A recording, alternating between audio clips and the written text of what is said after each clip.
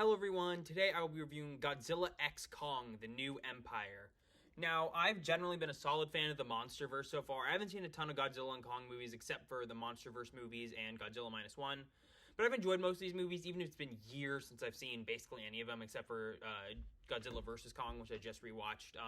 And generally I've always thought they're pretty fun. Never been like super my thing, but I've been enjoying them. I especially like Kong a lot, but I've been pretty excited for this one. The trailers look ridiculous, just like a solid fun time, and I'm excited to talk about it. This will be a non-spoiler review, so if you've not seen Godzilla x Kong, The New Empire, feel free to watch this video and then still form your own opinions on whether or not you want to see the movie. But, without further ado, let's get into things. So first off, some of the negatives. I will say the human stuff in this movie, like most of the MonsterVerse movies, is pretty mediocre. The actors are doing fine. Sometimes they even have some solid, charismatic, or funny moments. Their stories do have their sweet parts, but most of the times when the humans are on screen, I was just a little bored, I was like, okay, like this is fine. Nothing amazing, but solid, decent moments. A couple of good jokes. Also, those scenes made the movie feel like it dragged on a lot longer than it actually was. The point where I was like, okay, we have to be like an hour into this movie, but it still feels like there's a lot more left to go. So definitely made it feel like it dragged a little bit. Well, not too bad. I will say there wasn't a ton of Godzilla in this movie. He could have been in it more. He has I think 9 minutes of screen time. It's a lot of Godzilla side quests before he comes back for the main plot, but he's still pretty cool. He's just not in this a lot. And also, I will say there are a lot of scenes where it kind of takes away from the scope of the monsters. Like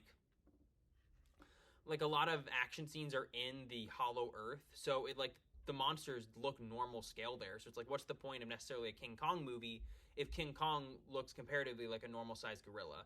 And I don't think that's as big a problem as it was for me as it was for some other people, but there definitely were some points where I noticed it.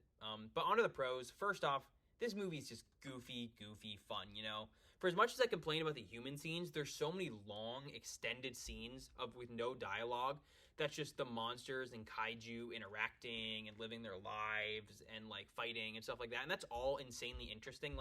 Even just Kong going through his daily routine is really, really, really fun to watch, and I really enjoyed it. The visuals are consistently fantastic in this movie. The visual effects, the creature effects, all great. Solid cinematography, good colors. All of it was really, really, really great. The movie knew exactly what it was, and I appreciated that. It had a very goofy, funny, silly tone. It embraced that. It had a lot of cool plot twists and stuff. That was just like, okay, this might as well happen. Just make the movie cooler. The Scar King was a cool, unique villain. I'd love to see him turn up in future Kong reboots. He was kind of menacing, threatening, kind of cool. I thought he was great. There's a lot of other different kaiju in this movie as well. The baby Kong is cool, and there's a lot of surprises that are all a lot of fun. But some great original creatures that I really, really, really liked, along with some familiar faces. Godzilla looks cool. He has some good action sequences. Kong is the real star of this movie. He's the real standout, and I enjoyed him a lot. And like I said, the human characters, a little rough, but they definitely have their funny moments. Dan Stevens really steals the show with a lot of his scenes here. He's a lot of fun. But no one else is doing necessarily bad. It's got the one guy from Andor in it. He's pretty fun. And then, of course, the big draw of this movie is the kaiju action sequences. And those are freaking awesome. They're ridiculous, they're goofy, they're doing wrestling moves. It's so stupid, but it is so much fun. I just had the biggest grin on my face for all these fight sequences. They make up, so much of the movie. They're consistently spread throughout. They're so much fun. They're ridiculous. They're goofy, but they're exactly why you'd want to go to the movie theater and see this movie with a big crowd. So yeah, sure, this movie may drag a little bit with the human scenes.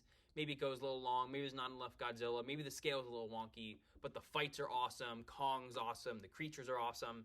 And it's just so ridiculous and stupid, but it knows that, and it's so much fun. And I just had a great time with it, overall. I'm happy I saw it. It is the definition of, for me, a 7 out of 10 movie. Good, solid, fun time. Very ridiculous, but in the best way possible.